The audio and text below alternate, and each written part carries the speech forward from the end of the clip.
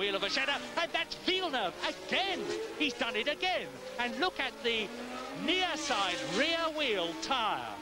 He's at Tarzan, and he's thoughtfully looking at the back of the car. Up comes his visor. What is he going to do? He's starting.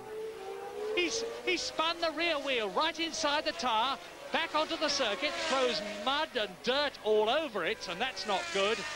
And he's getting going.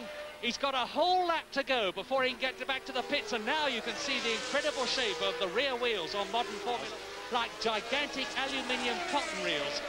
And this is hardly believable. Villeneuve with a ribbon of rubber and nearly losing the car altogether. He's on 3 wheels, and the whole of the near side rear suspension must be dragging on the ground, and that won't be doing it any good at all. He's out of Hugenholtz now.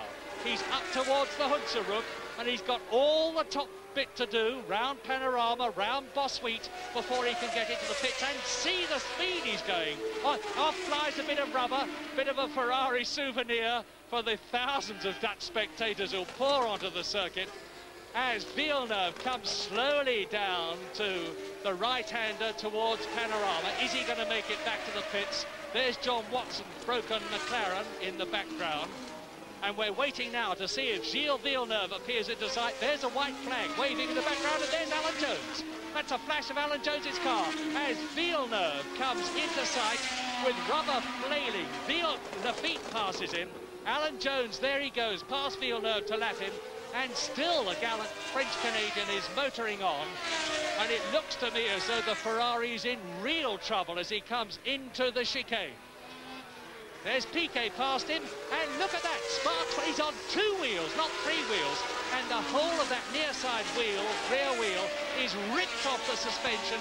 It's dragging behind the car like a broken limb, and still motors on, determined to get back to the pits. And look at the offside front wheel round as the rear drags, and it's a miracle that the car isn't catching fire with all those sparks flying from the skirts and the near side, and he's doing a wheelie as he goes down the straight there. And how incredibly difficult it must be to control the car with 1 steering wheel and 1 driving wheel on opposite sides of the car. Passed by Hector Ribach, passed by Jackie Ickx.